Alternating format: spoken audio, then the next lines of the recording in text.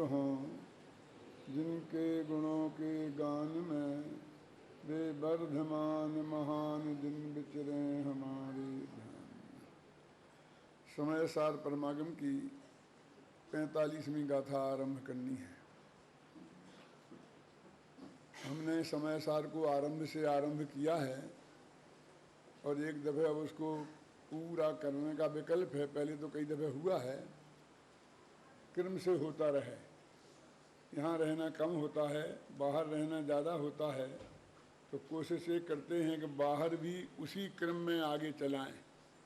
उस सिलेक्टेड गाथा चलाने की जो पद्धति बाहर की थी उसे एक दफ़े विराम दिया है। उसके बहुत लाभ हैं, पर एक हानि भी है कि जो एक कंटिन्यूटी होती है ग्रंथ की, वो लोगों के ख्याल में नहीं आती है। आखिर 49वीं गाथा किस संदर्भ में कही गई है, 73वीं गाथा किस संदर्भ में कही गई है, जब उस संदर्भ से टूट कर आती है तो उससे भी अनेक विकृतियां संभव हैं। इसलिए हमने कंटिन्यूशन में किया है। तो 44 गाथा और 34वां कलश ये अपना सम्मेद शिखर में हुआ था। और उसके बाद फिर अब कहीं ऐसा मौका नहीं लगा, क्योंकि हमारा प्रशिक्षण शिविर में इंटीरियर का एरिया होने से वो विषय चलाए जो प्रशिक्षण कक्षाओं में अपन हमेशा चलाया करते थे। ऐसे ही हस्तिनापुर पंचकल्याणक में पंचकल्याणक संबंधी विषयों की मांग थी, इसलिए वहाँ वो चलाए। इसलिए समय सार की कंटिन्यूटी अब वहाँ सिकम्मे शिखर के बाद यहाँ शुरू होती है। ये आप देखेंगे, किताबें आपको दी गई हैं, आगे के लोगों को नहीं दी गई इसलिए क्योंकि वो ब्रेंच नहीं है तो उन्हें रखने में असुविधा नहीं हो, ऐसा लगता है। किताबों की कमी से नहीं दी गई ऐसा कुछ है नहीं। किताबें तो अपने पास बहुत ढेर सारी हैं, जितनी कहेंगे यहाँ रखवा देंगे।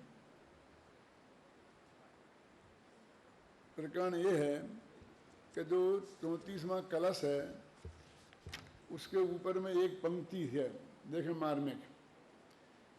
इहि खलु पुद्गल भिन्न आत्मोपलब्धिम प्रति विप्रतिपन्ना सामनैव अनुशास्या। इस तरह पुद्गल से भिन्न जो आत्मा है उसकी उपलब्धि हो सकती है, इसके बारे में लोगों ने जो विवाद खड़े किए थे उन विवादों का शमन करते हुए अब उस बात को अनुशासित रूप से शमन कर दिया गया। यानी एक बात मरम की इसमें यह है कि जो 8 प्रकार की बातें शुरू की थी ना, कोई कहता कर्म ही ये जीव है, कोई कहता कर्म का फल जीव है, कोई कहता ऐसे आया था ना, वो सब बातों का एक नाम है पुद्गल। देखो यहाँ पुद्गल कह रहे तो वो 8 चीजें समझ लेना। उन सब का लोग विवाद करते थे कि नहीं नहीं ये जीव है, ये जीव है, ये जीव है। उसको हमने समन करके और अंत में कलश में ये कह दिया बंद करो ये चर्चा। विरम किम अपरेण अकार्य कोलाहलेन। अब व्यर्थ के कोलाहल से क्या फायदा। अकार्य कोलाहल, एक तो समझ लो कि उस तत्व चर्चा को जो खुद कुंद कुंद ने की है पतंजलि, और उसको वे कोलाहल कह रहे हैं। और कोलाहल भी नहीं, अकारी कोलाहल, बिना मतलब का। भाई दूसरे की बात को कहते तो हम झगड़ पड़ते, तो तुम्हारी बातें अच्छी बातें हैं, हमारी बातें कोलाहल हैं। लेकिन वे खुद ही कह रहे कि अभी बहुत हो गई बातें, अब इस बात चर्चा को बंद करो। विरम किम अपरेण अकार्य कोलाहलेन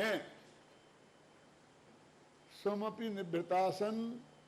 स्वयं स्वयं निवृत्त होकर मान निवृत्ति लेकर, ये जगत के द्वंद्व इस चर्चा से निवृत्ति लेने की बात करते हैं। अभी तो हम धंधे पानी से निवृत्त होने तक की बात सोच नहीं पाए हैं। क्यों? और जिन कामों को हमने धर्म मान लिया है, मंदिर बनाना, ये करना, ये सब करना, ये सब जो भी समझ लो, वो तो बहुत दूर की बातें हैं। ये तो कह रहे ये चर्चा जो हमने करी अभी तक ये बेकार का कोलाहल, इससे विराम लो। एक 6 महीना एकम पश्य, एक अपने आत्मा को एक 6 महीना दे।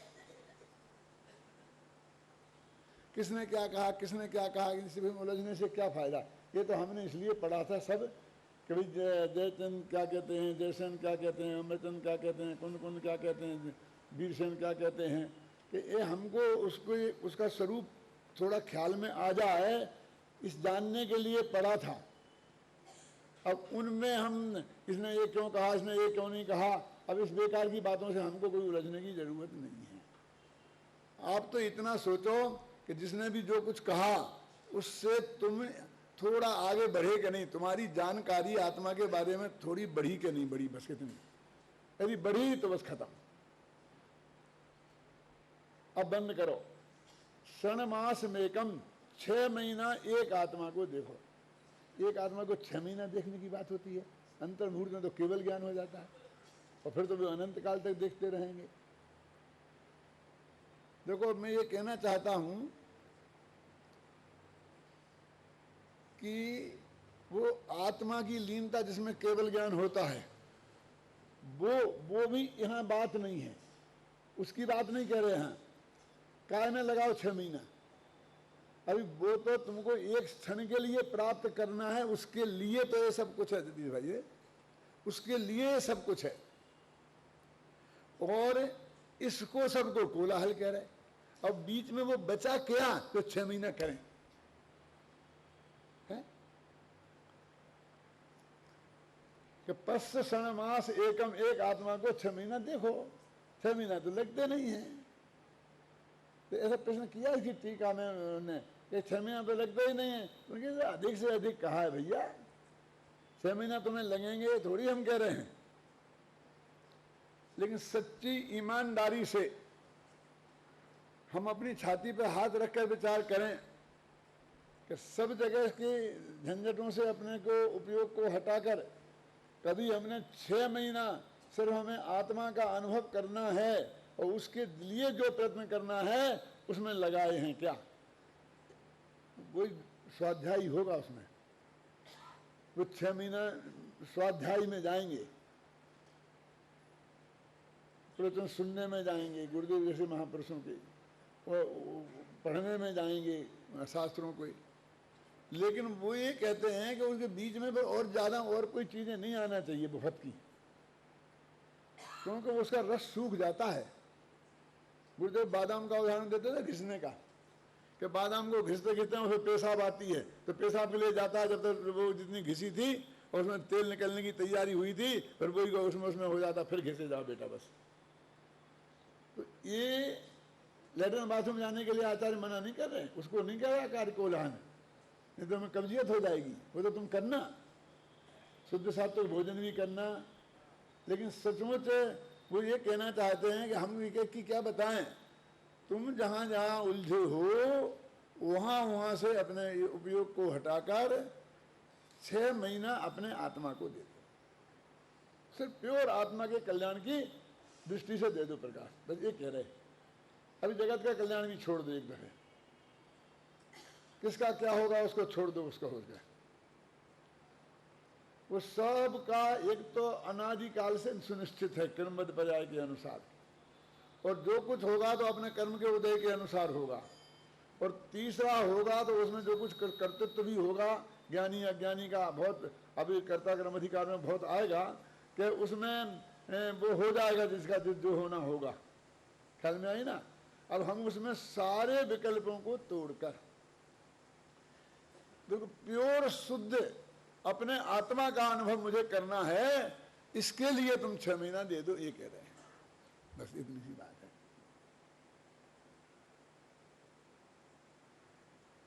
हृदय सरसी पुंसा पुद्गलाद भिन्न धामनो ननु किम अनुपलब्धि भाति किंचोपलब्धि। तेरे हृदय रूपी तालाब में पुद्गल से भिन्न जो भगवान आत्मा है वो तुझे प्राप्त नहीं होगा। क्या कह रहा है? प्रश्न किया, किम अनुपलब्धि, क्या तुझे आत्मा प्राप्त नहीं होगा? किंच उपलब्धि, अरे मैं कहता हूं होगा होगा होगा, मेरी गारंटी है, और नहीं हुई है तो क्यों, तो मेरे से 1000 रुपये ले लेना है क्या? ऐसी शर्तें नहीं लगाते आचार्य देव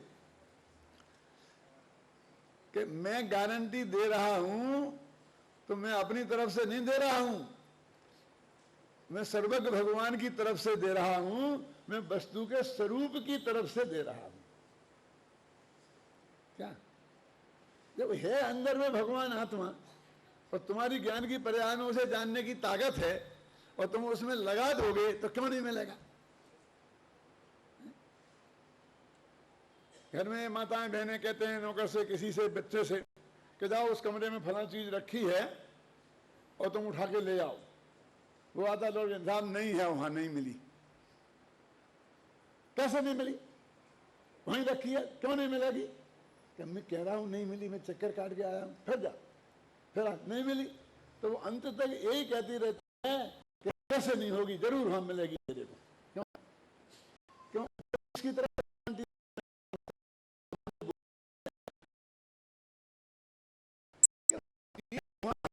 वस्तु की तरफ से गारंटी दे रही है। तुम क्या करोगे? हम क्या करेंगे? कुछ नहीं करेंगे, हम तो तुम्हारे अभाग्य की महिमा का विचार करेंगे। टोले में नहीं रखा ना कि उन्होंने कहा था अभाग्य की महिमा हमसे हो नहीं सकती, और क्या करेंगे? कि वस्तु की उपलब्धि वहां होगी, वो उस वस्तु की तरफ से गारंटी है कि जब वहां है तो क्यों नहीं होगी? तुम ढंग से देख नहीं रहे हो। वो कदाचित वहां तो ऐसा हो सकता है कि वो वहां से कोई ने उठा के दूसरी जगह रख दी हो, क्यों? और उन अम्मा जी को यही पता हो कि यहीं रखी है और वे अपने जॉब में बोल रही हो। एक अम्मा की बात नहीं है, सब अम्माओं की बात है, क्यों? लेकिन यहाँ ये बात नहीं है, जिनवाणी अम्मा के साथ ऐसी नहीं है। जिनवाणी अम्मा जो हमें गारंटी दे रही है वो भगवान आत्मा वहां से हटाकर कोई दूसरी जगह जाके रख नहीं सकता। क्या? तो वो कहते हैं कि हमारी गारंटी तो वस्तु के स्वरूप से कि अंदर में आत्मा है, ख्याल में ना, और तुम देखोगे तो क्यों नहीं दिखेगा? भर्तरी कवि ने तो बहुत परेशान होकर के ऐसा उदाहरण दिया है एक छंद में कि किसी से कह दो तो वो नाराज हो जाए। मैं भर्तरी कवि के छंद सुनाता हूं, अपनी तरफ से कुछ नहीं कह रहा हूं। नोलू को अवलोकते यदि दिवा सूर्यस्य किम दूषणम। क्या अर्थ है इसका? हमारे विद्यार्थी तो समझ ही गए होंगे। उल्लू को यदि दिन में दिखाई नहीं देता है तो सूरज का क्या दोष है? क्या छंद है भर्तरी कवि का नीति शतक में कि नो लू को, उल्लू को माने उल्लू, नो लू को यदि अब लोग कहते यदि दिवा, यदि दिन में उसे दिखाई नहीं देता है तो इसमें सूर्य से किम दूषणम, सूर्य का क्या दोष है कि ये भी पक्षपात करता है, इनको दिखाता है, उल्लुओं को नहीं दिखाता है। क्यों? ऐसे सर्वज्ञ की वाणी परमात्मा आत्मा का है कि ज्ञानियों को दिखाते हैं आत्मा, अज्ञानियों को नहीं दिखाते। उनका क्या दोष है? जनमानी माता का क्या दोष है? वो तो स्थिति ये है कि तुम उल्लू हो तो हम क्या करें?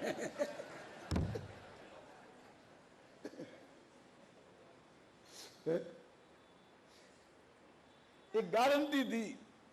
अब उसके बाद एक कलश का मैंने बहुत व्याख्यान वहां किया था सम्मेद शिखर में, उसे कैसेट मैसेट सब ऑडियो वीडियो मौजूद हैं, ज्यादा लंबा नहीं करना चाहता हूं।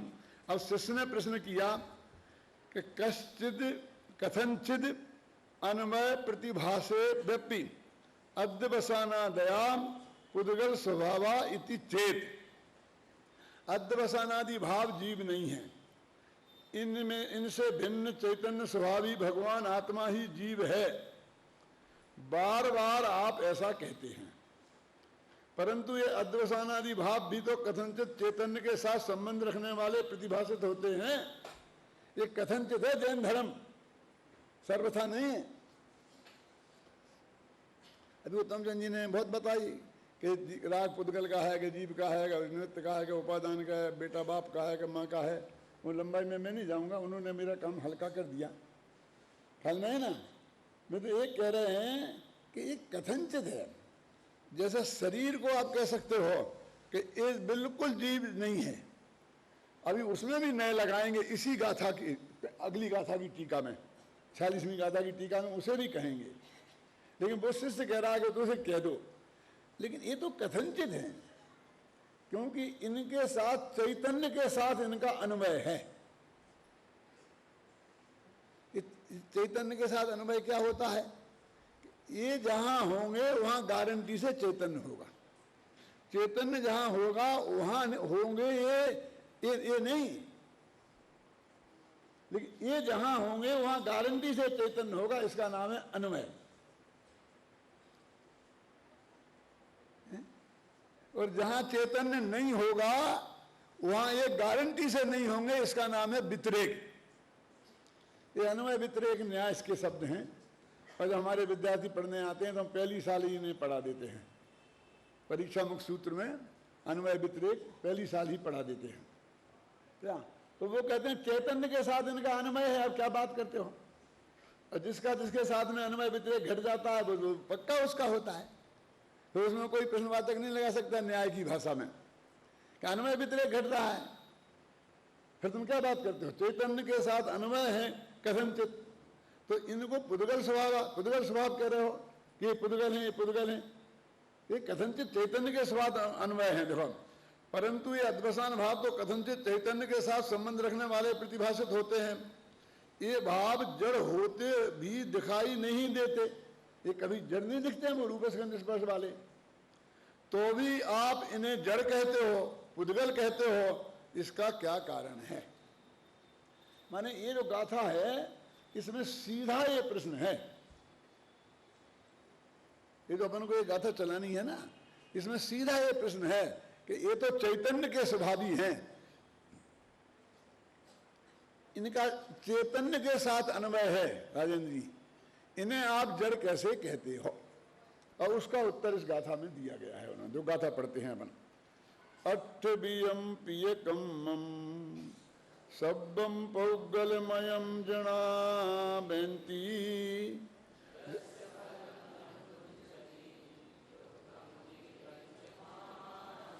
तो हिंदी भी बोलो। हाँ,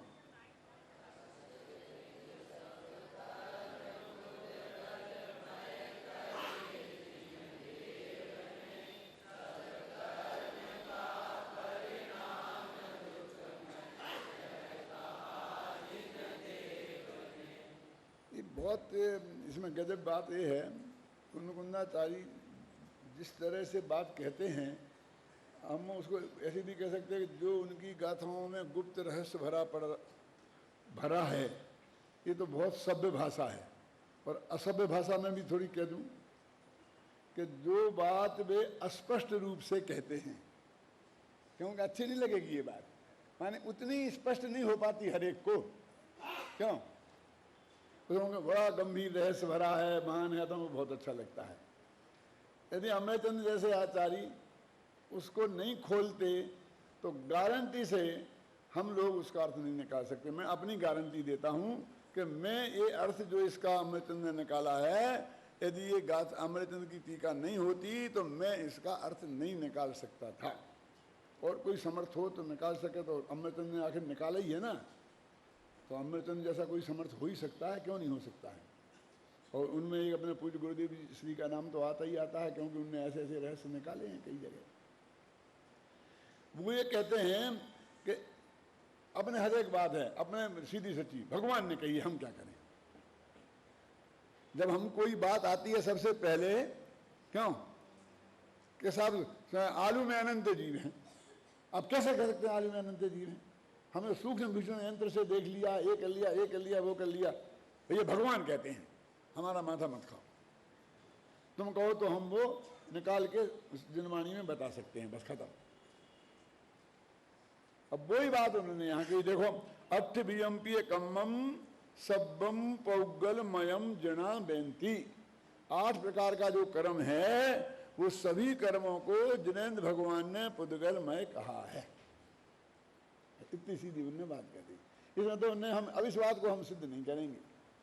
पुद्गल है तो उसमें रूप रसगंध स्पर्श होना चाहिए, जरूर होगा, तो होगा तो दिखाओ ना, ज्ञानावरणी क्रम में बताओ हमें रूप रसगंध स्पर्श, दर्शनावरणी क्रम में बताओ। क्या हम बता सकते हैं? क्यों, कहाँ बता सकते हो प्रकाश?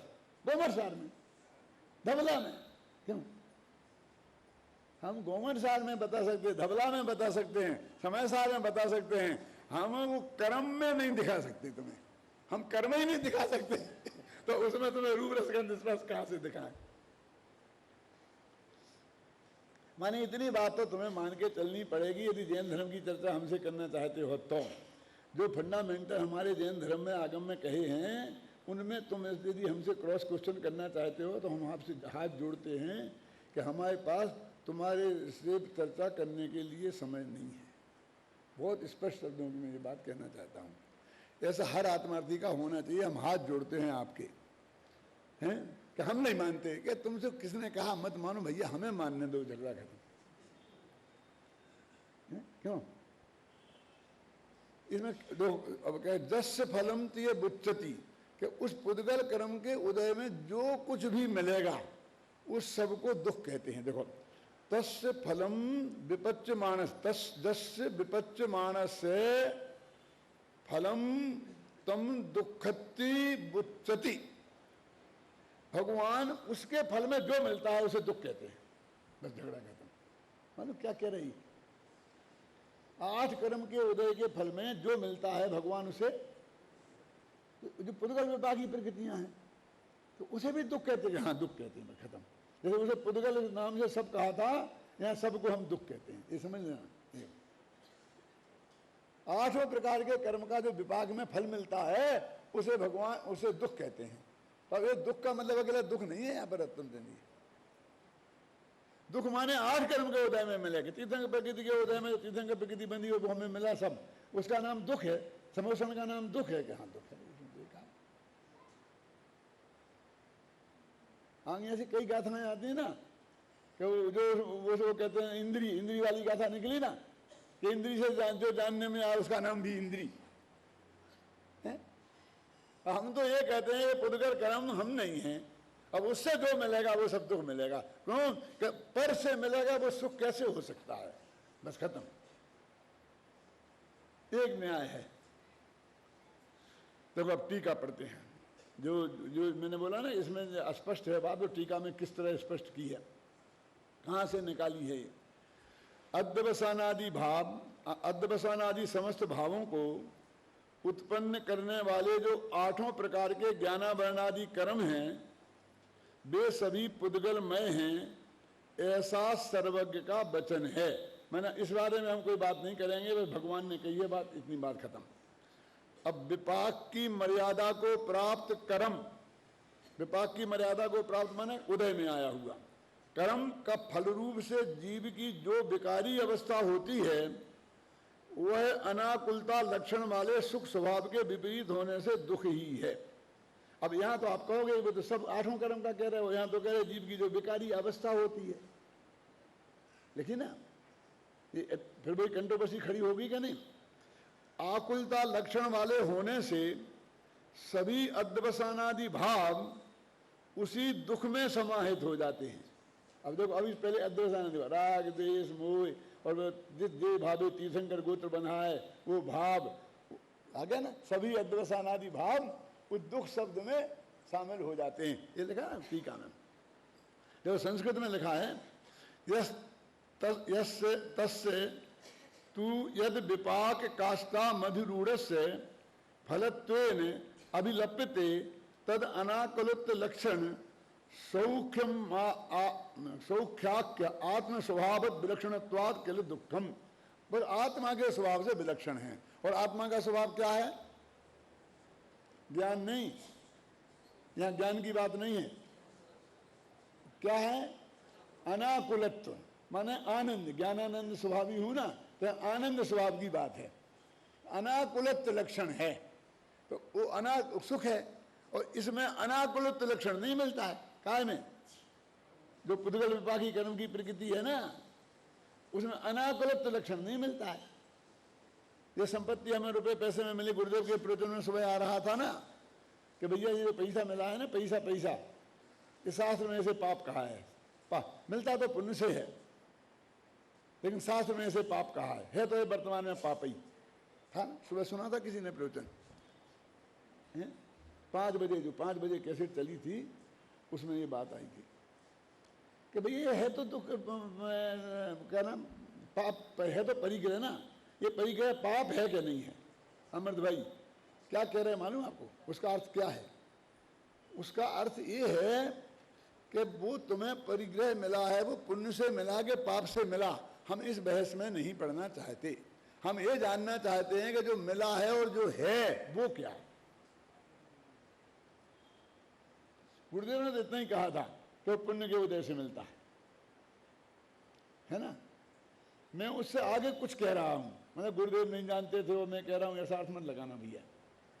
मैं ये कह रहा हूं कि वो पुण्य के उदय में मिला, लेकिन वर्तमान में जो तुमने भाव कमाने के लिए जो किया वो क्या था, और वो भी निमित्त है ना उसमें, उत्तम दिन, इसलिए कह रहा हूं। हमने पुरुषार्थ किया, जो तुम पुरुषार्थ कहते हो, जो तुमने किया वो भी निमित्त है कि हम दुकान पे नहीं बैठते, हम धंधा नहीं करते। डॉक्टर कहता मैं ऑपरेशन नहीं करता तो 1 लाख रुपया कौन दे देता मेरे को? और बिना मांगे तो अम्मा भी दूध नहीं पिलाती है बिना रोए, क्यों? इसलिए रोना तो चाहिए ही। अब क्या करें, मैं भगवान ने हमें रोना नहीं सिखाया। भगवान के सामने भी रोने को हम बहुत बुरा मानते हैं शुरू से ही। शायद मैंने पहले कभी कहा है कि जब परमात्मा यहाँ पर था, 7-8 वर्ष का होगा, 10 वर्ष का होगा, तो बहुत जल्दी जल्दी बोलता था। तो मैंने कहा कि इसको कैसे कहें, तो धीरे धीरे शांति से बोला करें। वो माने ही नहीं, तो हमने कहा इसको संगीत पढ़ा सिखाओ। तो ये संगीत सीखेगा तो वो फिर धीरे धीरे सारे गामा ऐसा करके बोलना पड़ता है ना। तो यहाँ बहुत बड़े संगीत के विशेषज्ञ थे मास्टर गोपी चंद जी, और वो महेंद्र कुमार जी सेठी के मामा थे, है ना, बहुत बड़े थे प्रसिद्ध। गुरुदेव के पास भी ले गए थे सेठी जी और गोदगा जी उन्हें भजन सुनाने के लिए, यहाँ से सोनगढ़। तो उनको रखा हमने यहाँ, तो यही बिल्कुल हॉल के सामने बैठ करके वो सिखाते थे। तो एक दिन सिखा रहे थे कि वो दरस भिखारी आया है, क्या बोलना क्या है? हे वीर तुम्हारे द्वारे पर एक दरस भिखारी आया है, वो दर्शन भिक्षा पाने को 2 नैन कटोरे। सच को बताऊं, मुझे इतना गुस्सा आया, इतना गुस्सा आया। मैं कहा मास्टर जी कल से बंद। पंडित जी क्या गलती क्या होगी? गलती मेरे से क्या होगी? मैं कहा नहीं, ये अनाज के भिखारी बना तो छूटना है, और आप फिर हमारे बेटे के हाथ में कटोरे थमा रहे हो। सच्ची घटना है, आज से सन 67-68 की घटना है। 67 के दशहरे के दिन में यहाँ आया था, ये 68-69 से आगे की बात नहीं होगी। फिर आपने कटोरे थमा दिए हाथ में कि भगवान के दर्शन की वो नैन कर। मैं कोई वो भगवान कुछ नहीं, हमें भीख में हमें भगवान के दर्शन भी नहीं चाहिए। ये भीख शब्द नहीं चाहिए हमारे लिए, वो हमारे खून में वो तत्व ही नहीं है। ये हमारा समझ लो कमी है, दोष है, जो भी है वो आप समझ लो। फिर उन्हें क्या करें? तो आप बताओ, आप जो भजन कहोगे मैं वो भजन सिखाऊंगा इन्हें। तो मैंने उनको बताया कि ये सिखाओ कि जब आत्म अनुभव आवे तबे और कछु न सुहावे। जब आत्म अनुभव आवे तबे और कछु न सुहावे। रसनी रस हो जात तत्क्षण अक्षय विषय नहीं भावे। जब आत्म अनुभव आवे। रसनी रस हो जात तत्क्षण अक्षय विषय नहीं भावे। जब आत्म अनुभव आवे। उसके पहले की भी एक घटना ऐसी हुई थी मेरे साथ। ये सन 57 की बात है, जब मुझे 56 में गुरुदेव श्री के सत्समागम से तत्व ज्ञान का प्रेम हुआ था, केमद प्रयाग की श्रद्धा हुई थी, तो मैं अशोकनगर में था। तो एक मुनिराज का वहाँ चौमासा हुआ था, वो विमल सागर नाम था। ये 20पंथी विमल सागर नहीं, 13पंथी विमल सागर थे। तो उनने एक शर्त रखी कि कोई पंडित की व्यवस्था आप करो हमें पढ़ाने के लिए, तो हम आपके यहाँ चौमासा करेंगे। 5 महीने का चौमासा था। तो वहाँ के जो अध्यक्ष थे बैरिस्टर साहब कहलाते अमोलोचन बंधु के पिताजी जतीश भाई, तो उनने कहा हमारे यहाँ पंडित जी हैं, वो आपको पढ़ाएंगे। वे शांत सागर जी थे, तब वे ब्रह्मचारी थे उस वक्त। तो महाराज के साथ में वो भी उनमें पढ़ते थे। और महाराज क्या करते थे कि प्रवचन करने बैठते थे गद्दी पर, तो बैठ के मुझे बगल में बैठाते थे और 1-2 पंक्ति बोलते थे और उसके बाद में कहते पंडित जी तुम अर्थ करो। 1 घंटा में प्रवचन करता था। ऐसा रोजीना 5 महीने तक चलता था। और जब भी कभी 1 आध घंटा वो बोलते थे तो ये उनका पेटेंट था, जो बोलते थे वो 2-3 दोहे उनके प्रसिद्ध थे। खांस और मुखसरी एक ही भाव विकाय, ऐसे बोलते थे ना। वो एक बार बोलते हैं, मर जाऊं मांगू नहीं अपने तन के काज, अर परहित के कारण ने कुन आवे लाज। उनका पेटेंट था। 2-4 दफे तो मैंने सुन लिया।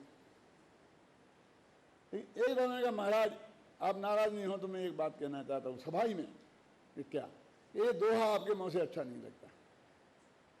क्यों, ये इसमें क्या खराबी है?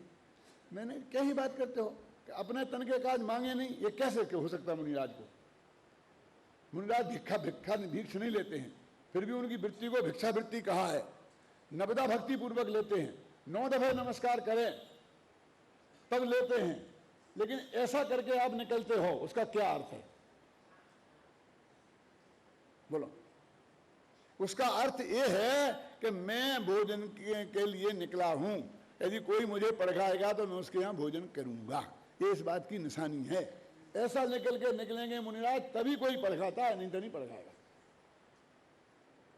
अब मैं ये तो कह नहीं सकता हूँ कि जैसे आज कटोरा हाथ में लेने जैसा है, ये नहीं कह सकता मैं, लेकिन ये उस बात की निशानी है।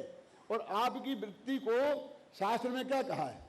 अरे साधुओं को भिक्षुक तक कहा है। मैं भिखारी नहीं कहना चाहता हूँ, उल्टा अर्थ मत लगाना, नहीं तो भैया मेरे को लेना देने पड़ जाएंगे। इसलिए आप ये कैसे कह सकते हो कि मैं अपने तन के काज न मांगू? ये तो रोजी में आप मांगते हैं। मांगने का तरीका होता है, क्यों? इसलिए आप ये बात सही नहीं है। और फिर परहित के कारण रंच मात्र भी लाज नहीं आए। अरे परहित के कहाँ है परहित? कौन कह सकता? काय के लिए? कि मांगने से परहित होता है? कहां से लाया आप कि परहित में मांगने से होता है? ये नहीं। यदि बोलना है तो ये बोलो,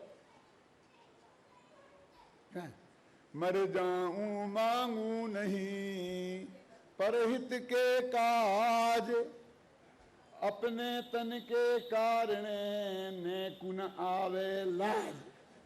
ये बोला था मैंने अशोकनगर में। अभी कोई लोग जिंदा होंगे सुनने वाले वहां भी। जब टेप नहीं होते थे, नहीं मैं टेप सुना देता। और उसने महाराज ने कहा भैया मैं आगे से नहीं बोलूंगा, वो सारी समाज में। ये कैसे कह सकते हो आप? पर इसके लिए तो उपदेश दिया जाता है, मांगने की बात। मुनिराज तो के लिए उपदेश देते हैं। क्यों? भीख मांगने का उपदेश दिया। आचार्य भगवान भीख मांगते, भीख मांगने से परिहित हो, ये कहां से? तो मैं ये कहना चाहता हूं कि पुण्य के उदय में भी आया है, तो वर्तमान में उसको स्वीकार करने का भाव, कमाने का भाव पाप भाव है। तो वो तो उदय रूप निमित्त है। क्यों पंडित जी? और ये वर्तमान भाव नहीं है। और जो आपने वो क्रिया करी है, ऐसे माल लाए बेचे, ये किया वो किया, जो कुछ किया आपने, वो भी निमित्त तो है ही। निमित्त तो अनेक होते हैं ना। जो धंधा पानी आप करते हो वो निमित्त नहीं है। तो ऐसा ही नहीं है कि पुण्य के उदय से मिलता है। मेरा मतलब समझे ना। मैं गुरुदेव का विरोध नहीं कर रहा हूँ। गुरुदेव ने मोटी बात कह दी, लेकिन उसके बारीकी में जाएंगे तो गुरुदेव भी यही बात कहेंगे। तो उसकी बारीकी की बात है कि अकेला ऐसा ही नहीं है, मैंने उदय तो अकेला निमित्त ही हुआ ना, अंतरंग निमित्त हुआ, लेकिन बहिरंग निमित्त भी तो होता है और उपादान भी तो होता है। तो वो भी वहां भी पाप काम कर रहा है। और फिर मैं दूसरा उदाहरण देता हूं कि वो आपका हर्षद मेहता था, उसे पैसा पुण्य के उदय से मिला होगा। मैं कहता हूं ना, अनुकूल बेटा पुण्य के उदय से मिलता है, तो सैनिक का वो बेटा जिसने जेल में डाला था पुण्य के उदय से मिला होगा। औरंगजेब अपने बाप को पुण्य के उदय से मिला होगा। अरे अनुकूल संयोग पुण्य के उदय से मिलते हैं और प्रतिकूल संयोग पाप के उदय से मिलते हैं। तो वो पैसा तुम्हारे लिए अनुकूलता प्रदान कर रहा है कि प्रतिकूलता, उसके हिसाब से निर्णय होगा कि पुण्य के उदय से मिला है पाप के उदय से।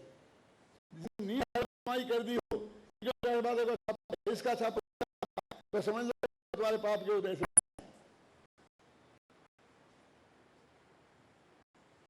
बहुत खतरनाक बात कहता हूं,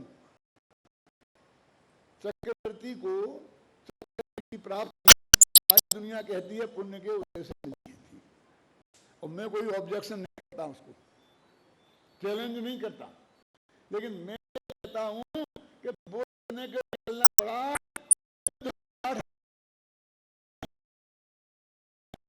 ये क्या मैंने एक कहानी लिखी अभागा भरत, और उसमें मैंने लिखा है कि जब माँ उसकी कहती है कि मेरा बेटा बड़ा भाग्यवान, मेरा बेटा बड़ा चक्रवर्ती चक्रवर्ती, कि माँ क्या बात कर रही है तुम, और चाहे भगवान की देवी तो नहीं खेल रही थी, और मैं लड़ने के लिए निकल गया। भगवानों का काम है।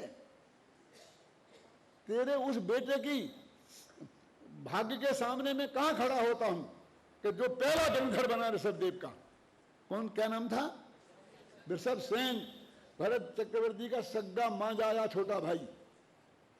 बोलो वो भाग्यवान है कि मैं भाग्यवान हूं? आप बोलते हो अब भाग्य मेरो उदय आयो दरस प्रभु का। अब मेरे भाग्य का उदय आया है कि भगवान का मेरे को दर्श मिला, उनका प्रवचन मिला। ये भाग्य का उदय है कि मुझे छोड़ के वहां जाना पड़ रहा है, ये भाग्य का उदय है। बोलो, मैं पूछता हूं, आप प्रवचन सुन रहे हैं बहुत शांति से, और एकदम वहां आ जाए कि बहुत जरूरी काम है और आपको उन्होंने बुलाया है और उसमें 1 लाख रुपए का फायदा होगा, तो पुण्य का उदय से आएगा ये समाचार के पाप के उदय से? बोलो सेवंती भाई, जो इस प्रवचन को छुड़ाएगा वो काय के उदय से आएगा? बोलो।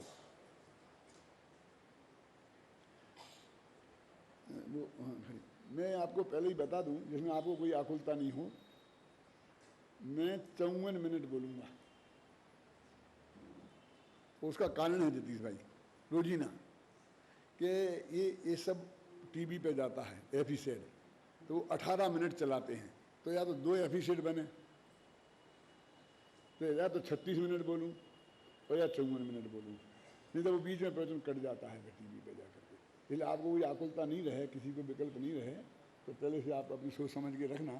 नहीं 10 दिन तक अगर डॉक्टर साहब रोजीना खींच लेते हैं 54 से 55 मिनट हो तो इशारा मुझे जरूर कर देना, मैं बुरा नहीं मानूंगा। हाँ, तो क्या बात चल रही है कि ये दुख लिखा ना, हम कहते हैं कि कर्म के उदय में जो मिला हम उसे दुख कहेंगे। क्या करें कि चक्रवर्तित्व मिला कि हम तो उसे दुख कहेंगे।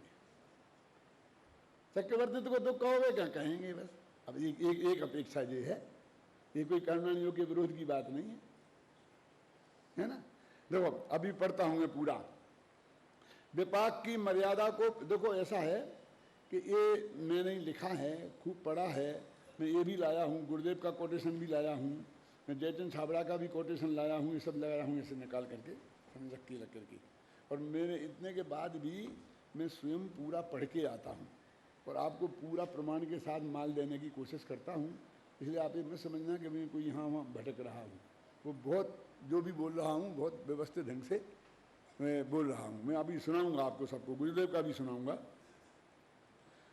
विपाक की मर्यादा को प्राप्त कर्म के फलरूप जीव की जो विकारी अवस्था होती है वह अनाकुलता लक्षण वाले सुख स्वभाव के विपरीत होने से दुख ही है। आकुलता लक्षण वाले होने से सभी अध्यवसानादि भाव उसी दुख में समाहित हो जाते हैं। क्रोध, इसका नाम भी दुख है। मान, इसका नाम भी दुख है। मिथ्यात्व, इसका नाम भी दुख है। हास्य, इसका नाम भी दुख है। जो तुमने सुख की निशानी बना ली, वे तो बहुत हंसमुख हैं, हंसमुख हैं, हमेशा सुखी हैं। हमने उन्हें दुखी कभी देखा ही नहीं है। तो तुम्हारी दृष्टि में खराबी है। इस संसार में भी तुमने किसी को दुखी नहीं देखा, सुखी देखा। आचार्य कहते हैं हमने किसी को संसार में सुखी देखा ही नहीं है। जो संसार विषय सुख हो तो तीर्थंकार क्यों त्यागे, काहे को शिव साधन करते संयम सो अनुरागे। अब हम क्या कहें कि भगवान को जहां सुख नहीं दिखा और तुम्हें दिख गया। मैं तो बोलता हूँ गुजरात में जब जाते हैं, राजकोट में भैया कितने जैनियों के घर होंगे, हम तो इतना ही पूछते हैं। वो कहते हैं पंडित जी 200 घर हैं जिसमें 10 घर सुखी हैं। लेकिन हमने कब पूछा था कि सुखी कितने हैं और दुखी कितने हैं? लेकिन बिना पूछे ही बताते हैं। और सुखी का मतलब क्या होता है सब समझ गए, क्योंकि समझदार की गाथा थोड़ी है। माने अधिक अधिक परिग्रह वाले, बहुत धंधा व्यापार वाले, बहुधंधी बहु दुखी, उन्हीं के यहाँ ये लिखा है। बहुधंधी बहु दुखी तत्वार सूत्र में ये लिखा है, बहुबारंभ परिग्रह से नरक आयुषा। लिखा क्या नहीं लिखा? और जो चक्रवर्ती में मरे तो गारंटी से नरक में जाए। वो समझ लो क्या है उसका फल, वो दुख है कि सुख। और चक्रवर्ती नरक में जाए तो पहले दूसरे में नहीं जाए, 7 में जाए। क्यों? क्योंकि 8वां नरक है नहीं।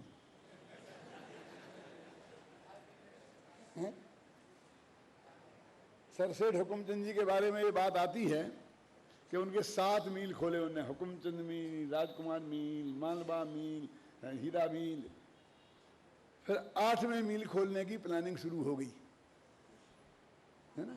तो सेठानी को पता चला कि अब 8वां मील की चर्चा चल रही है। तो उन्होंने सेठ जी कहा क्या हो रहा है, ये क्या हो रहा है कि ये मील खोल रहे हैं और 8वां। तो उन्होंने कहा सेठ जी नरक 7 ही होते हैं। ये बहुत प्रसिद्ध बात है, कोई मैं ऐसा नहीं कह रहा हूं कि मुझे आगम का प्रमाण उल्लेख देना पड़ेगा।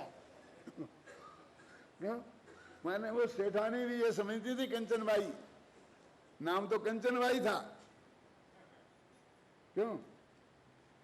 फिर उनने ये कहा सेठ जी जब रहने दो, बहुत हो गया, ख्याल में है ना। तो दुखम भी विपच्च मानस है, जिसके विपत्त बिकने पर फल, मैं जिसको आपने सुख मान रहा है, आचार्य इस गाथा में उसे दुख घोषित कर रहे। 8 प्रकार के कर्म हैं, उनके विपाक में जो मिले वो सब दुख है। क्यों? कि वो कर्म के विपाक से मिला, बस पराधीन है, बस मेरा नहीं है, मेरी चीज नहीं है, वो दुख है। देखो इस प्रकार सभी अध्यवसानों को एक दुख नाम से ही अभिव्यक्त किया जा सकता है, हैं? एक दुख नाम से सभी अध्यवसानों को कहा जा सकता है। यद्यपि इन अध्यवसानों का, देखो सुनो, चैतन्य के साथ अन्वय होने का भ्रम उत्पन्न होता है। अब वो उनने तो कहा कि अन्वय है, और ये कहते हैं अन्वय का भ्रम है। तो अब ये अपनी ताकत नहीं थी, तो अपन लिख सकते, आप लिख सकते हैं ऐसा अर्थ कि वे लिखेंगे अन्वय है और हम कहें अन्वय का भ्रम है। क्यों? देखो यद्यपि इन अध्यवसानों का चैतन्य के साथ अन्वय होने का भ्रम उत्पन्न होता है, तथापि ये तो पुद्गल स्वभावी ही हैं। बोलो, तथापि ये हैं तो पुद्गल स्वभावी ही। कौन? ये रागादि भाव जो भी अकेले एक नहीं, सारे अध्यवसान भाव। इस प्रकार यहां सुनिश्चित हुआ कि अज्ञानी जिन अध्यवसानादि भावों को जीव मानते हैं वे वस्तुतः जड़ हैं, निश्चय से पौद्गलिक हैं, उन्हें किसी भी स्थिति में जीव नहीं माना जा सकता। अब देखिए मैं एक कोटेशन जयचंद छाबड़ा का और गुरुदेव का सुनाना चाहता हूं। जयचंद छाबड़ा लिखते हैं, जब कर्मोदय आता है तब यह आपके पास एक किताब भी रखवाई थी मैंने, है क्यों, क्या है, क्या रम प्रवीण, क्या हुआ? एक किताब रखने को बोला था ना, है, निकालो पेज नंबर, कौन सा पेज है?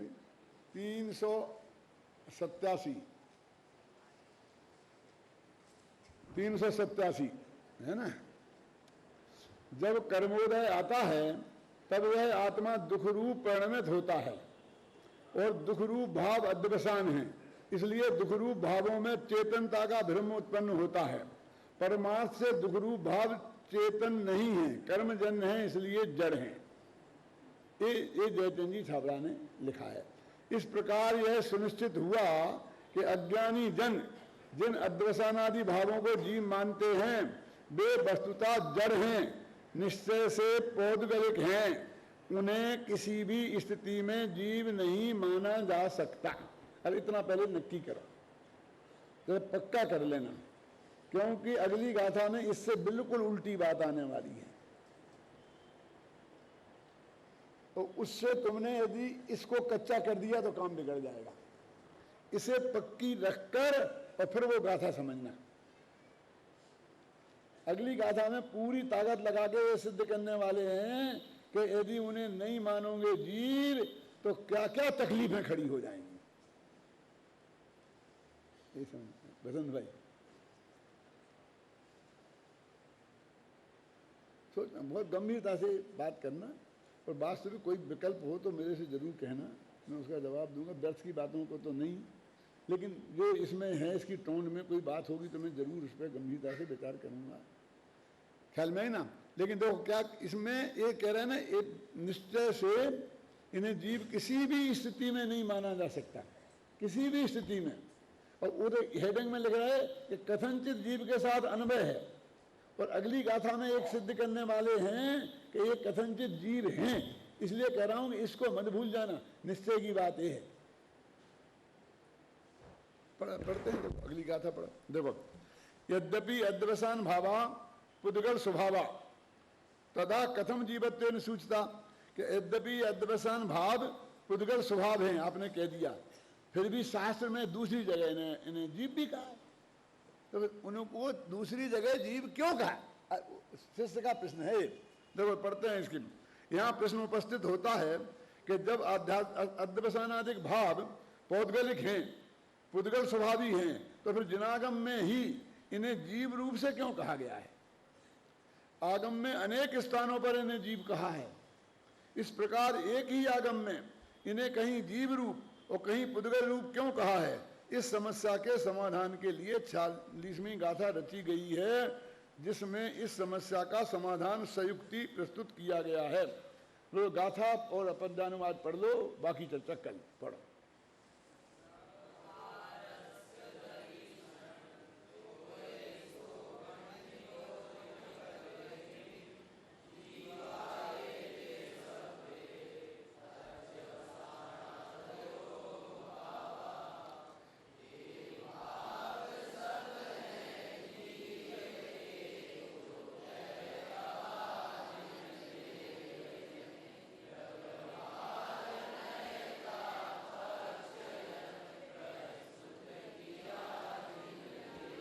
तो कहते हैं भगवान, हमने नहीं कहा, इन्हें कोई भगवान कहते कि जीव कैसे हो सकते हैं, जना बेनती, जब इन्हें पुद्गल कहा है भगवान ने, और फिर कहते भगवान ने क्यों कहा, तो वे कहते भगवान अपने माथे पर कोई नहीं लेता।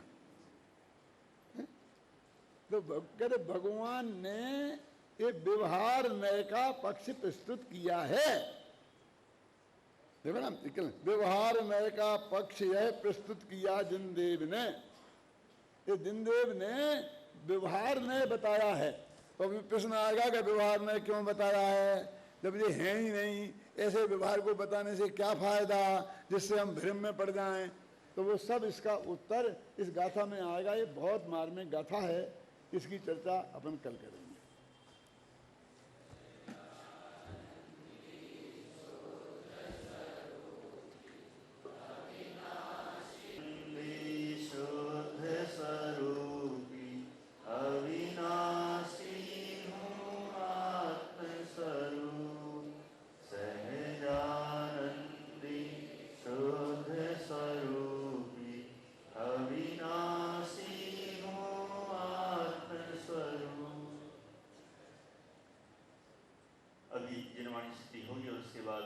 कक्षाएं एक साथ प्रारंभ होंगी। यहाँ प्रवचन हॉल में आदरणीय पंडित साहब पधार चुके हैं, ज्ञानचंद जी विधि साहब, उनके द्वारा ही मोक्ष मार्ग प्रकाशक की कक्षा यहाँ पर बहुत सुंदर कक्षा प्रारंभ होगी, इसलिए उसका लाभ लेवें।